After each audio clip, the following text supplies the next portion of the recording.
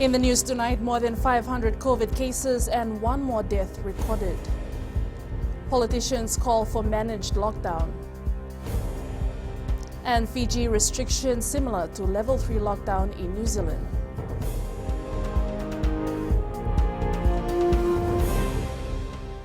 Good evening. Fiji recorded 506 new cases of COVID-19 and one death for the 24-hour period that ended at 8 a.m. yesterday.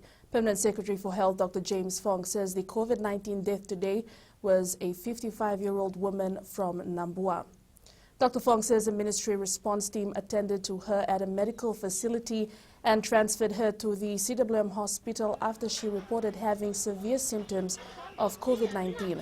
He says the woman's condition worsened in hospital and she died 2 days after admission. She was not vaccinated. Dr. Fong adds that there have been 2 more deaths of COVID-19 positive. However, their deaths have been classified as non-COVID deaths by the doctors. He says doctors have determined that their deaths were caused by serious pre-existing medical conditions. One death of a COVID-19 positive patient remains under investigation. We now join Christiana Uluwai. Christiana, what can you tell us about the test positivity rates with case numbers fluctuating in the 3 digits? Well, Vendina, according to the COVID statement last night, our daily test positivity now sits at 16.8%. This means that out of all the COVID tests collected in a day, 16.8% of those turn out to be positive. This is a really worrying trend because this means that it is 3 times higher than the World Health Organization's 5% threshold. And according to the World Health Organization, 5% means that the outbreak is out of control in that particular country. And also following on what the Permanent Secretary for Health, Dr. James Fong, has warned, it will continue to increase. Now, this means that there is a wider transmission of the virus in the community, and there needs to be more testing done, as there is a high possibility that not all COVID cases will be officially recorded. And WHO-approved researchers who have been closely following the pandemic argue that now is not the time to ease restrictions. In fact, they advise that now is the time to implement more stricter restrictions to halt the transmission, as halting transmission kills the virus. Simultaneously, the World Health Organization is advising individual citizens to play their part and practice the COVID-safe protocols being enforced by the ministries of health across the globe, which is wearing of masks, maintaining 2-meter physical distancing, and also avoiding social gathering, unnecessary movement, and also getting yourself vaccinated when your turn comes, as these are the scientifically proven methods that can help individuals avoid being infected with COVID-19. Venina. Thanks, Chrissy. Opposition political leaders say their calls for lockdown is not one to fully shut down everything. National Federation Party leader Professor Biman Prasad, SADELPA leader Viliame Ngavoka, and Fiji Labour Party leader Mahendra Chaudhry says they want essential services to continue but everything else halted to contain the virus. Lina Rees has more. NFP leader Professor Biman Prasad stresses that Fiji needs to have a lockdown that will halt the spread of the virus in its tracks, but not one that will leave people hungry. Nobody is talking about a definite week or a number of days. What we're saying is a well-planned, well-backed up plan, properly executed, with vaccination programs, with testing programs, and support for the people who cannot afford to put food on the table would be the best way. The SADELPA party leader and Fiji Labour Party leader echoed Professor Prasad's sentiments for a lockdown with some leeway for essential services to continue. It's a lockdown that is verging on totality, but with provisions for services. That people would be allowed to attend to essentials like shopping, going to doctors and to pharmacy, only for essential. Otherwise, they'd stay home or work from home wherever possible. The 3 leaders are calling on the government to be upfront with what is needed to carry out a lockdown. Whatever is needed, they should come out and tell the people, tell the international community that this is what we need for a lockdown, and I'm sure we can find the money to do that. Tell us how much it will cost to have a lockdown.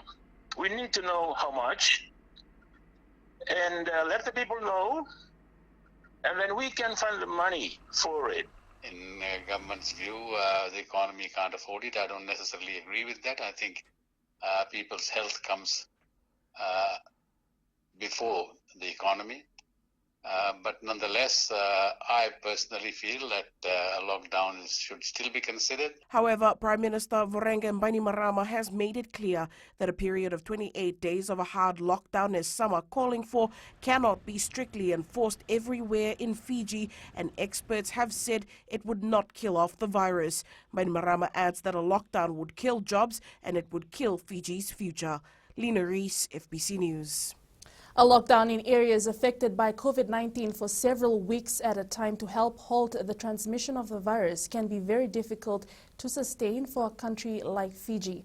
Otago University's public health professor Dr. Michael Baker says though the lockdown will be effective, it will be difficult for low and middle income countries like Fiji, where food security could be an issue and where people have to go out just to feed their families. Lena Rees again with this report. Dr. Michael Baker believes local experts would know best whether any type of lockdown would be sustainable. But in terms of trying to dampen down an intense pandemic like this, we know this would be the optimal approach. It's just whether it translates into that context.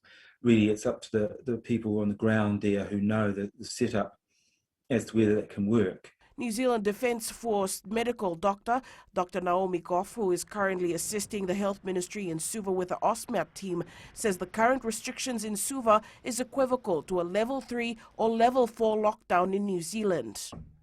Actually, even just having enough food so that you don't need to go out all the time is a challenge. There's a number of challenges that families will have here in terms of trying to adhere to the kinds of lockdowns that have happened in New Zealand in the past, and these are all the things that the government has to work through, and really they are the experts in what's required to support their communities. Meanwhile, the World Health Organization has also made it clear that lockdowns are not part of its recommended public health and social measures. Lena Rees, FBC News. And to our latest COVID-19 update.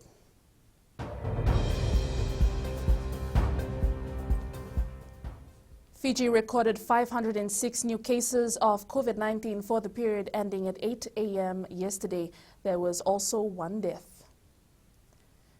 Fiji has recorded 9,957 cases since April of this year, with a total of 10,027 cases since the first case was reported in March last year. There are now 8,256 active cases in isolation, with 1,697 recoveries in total. The COVID-19 death toll now stands at 52.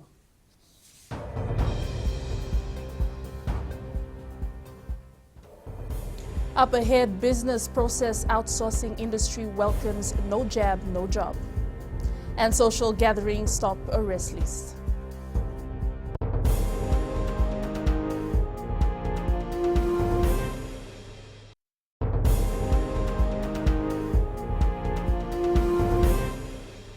Welcome back. Fiji's business process outsourcing industry has welcomed the government's no jab, no job policy and is ensuring all its employees are vaccinated. While the BPO industry is providing essential services, clients are now required to have a fully vaccinated team. Jeshulal reports the BPO industry is also helping create employment amidst the COVID-19 pandemic. The importance of vaccination and COVID-safe protocols play a vital role in bringing more business to the country.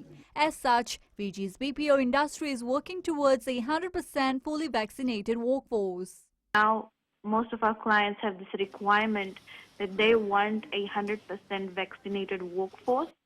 And that is why they are looking at Fiji, because we have right now a high rate of vaccination within our industry.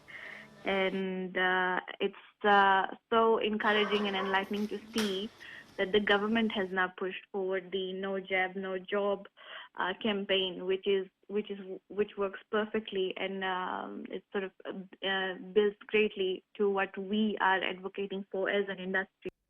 The vaccination program will also ensure that clients in the industry are not adversely affected, with part of their teams working remotely. So we are having some clients now requesting that our team are being vaccinated. We have a new client that commence this week. And during the interview process, when they were building their team, it was a question that they had of the candidates that they were vaccinated. If they weren't, are they prepared to be vaccinated? Our BPO council has around 19 members. So that has been mandated, and we are looking forward to having a fully vaccinated workforce. 85% of the employees have received their first dose, while 4% have received their second dose. The remaining 11% are being mandated to receive their doses soon. Jeshulal, FBC News. 46 people were arrested for social gatherings, with the Western Division recording the highest number of arrests with 38 cases. There were a total of 77 reports of breach of curfew and health restrictions, which also include 2 juveniles. Acting Commissioner of Police Rusiate Tundravu says the Western Division recorded 45 cases in total, Eastern 16, Southern 15 and Central 1.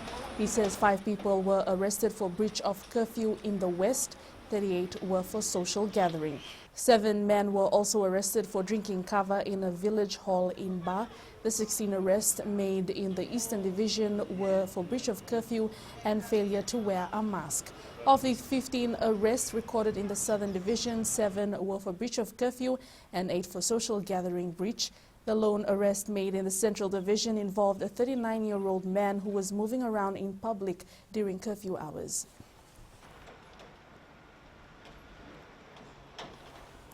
Valelevu Heart Nursing Home is facing challenges in looking after their residents during this outbreak. Limited resources and carers have put pressure on the services provided to these elders. Christiana Uluwai reports. Valelevu Heart Nursing Home is utilizing their funds prudently to look after their residents. The elders here are surviving through their social welfare provided by the government. Safety and protection of these elders remains a top priority for the heart carers. No one comes to visit us and give us gifts now, but we are all listening to the advisories from health officials. The Valelevu Heart Nursing Home currently houses 22 elderly individuals. Christiana Uluwai, FBC News.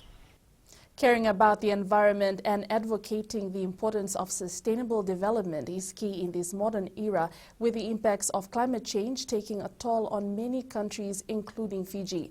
The sentiment rings true for Epeli Nasome, an inspirational figure in Fiji's environment management fraternity. Nasome has spent years in the government sector before taking up the Director Mineral Resources position from the late 1990s right up to his retirement in 2009. Josiah Nunga with tonight's success story.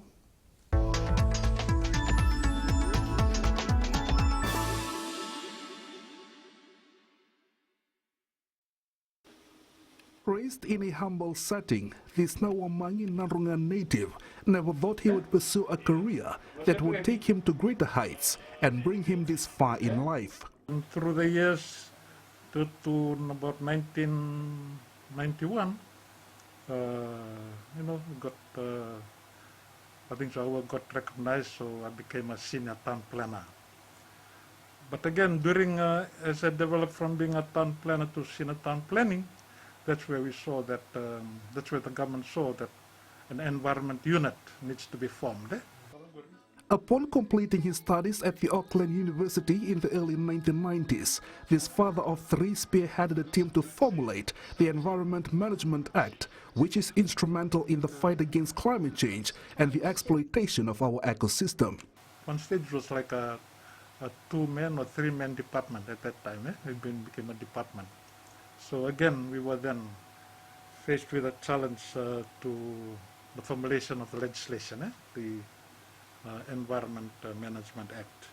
Nasome started his career in the 1980s, joining the town planning department before realizing that his passion lies elsewhere. So there was a transition while at town planning to become a sort of an environment planner. So from being a senior town planner, became a senior environment officer, and we were given the challenging role to set up an environment unit. The 69-year-old healthy-looking man is doing consultancy work in areas surrounding environment impact assessment and sustainable development. Legislations which were related to environment management, but the enforcement and the implementation was not effective. So hence, when I left, I had the vision just to become an environment consultant. Nasome attributes his success to his late parents, wife, children, former work colleagues and relatives.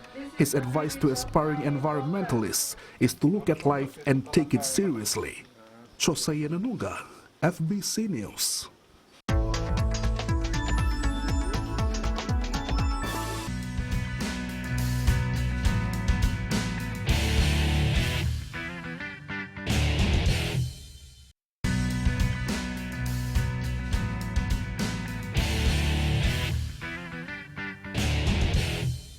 Welcome back. The Flying Fijians did not disappoint despite going down in Dunedin 23-57 to the All Blacks in the first test last night. The team played like it was the last game of their life. The Fijiana Sevens team now know where they stand after the Pacific Oz Oceania Sevens competition 2 weeks ago. The Sayasi fully coached side created the biggest upset before the Olympic Games, beating defending gold medalist Australia in Townsville.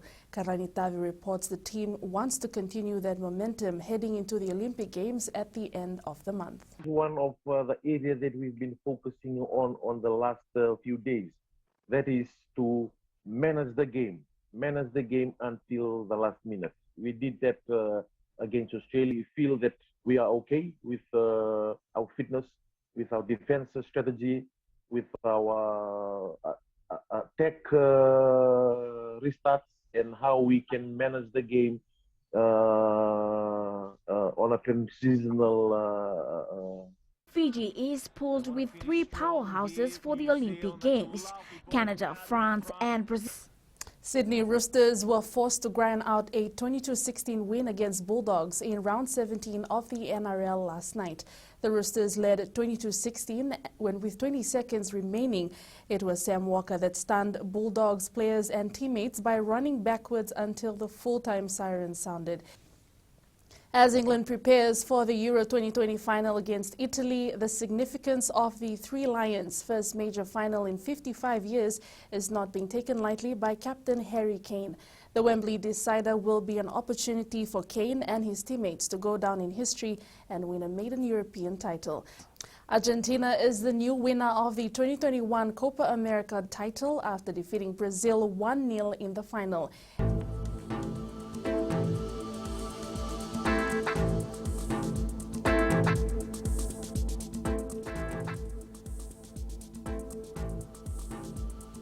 Onto the weather, mainly fine weather prevailed over most places today. In the west, it was a sunny day with cloudy afternoon. Eastwards from Pacific Harbour to Suva, partly mainly fine weather. Up north, clear skies with cool temperatures. At sea, southeasterly winds 20 to 25 knots, winds increasing to 20 to 30 knots from tomorrow. Turning to the tide, the next high tide is at 2:15 a.m. with the next low tide at 8:11 a.m. Sunrise will be at 6:41 a.m. For tomorrow, cloudy periods with brief showers over Vanua Levu, Taveuni, the Lau Group, eastern parts and interior of Viti Levu, elsewhere mainly fine, cool at nights. Looking further on to Tuesday, fine apart from brief showers over the eastern parts and the interior of the larger islands.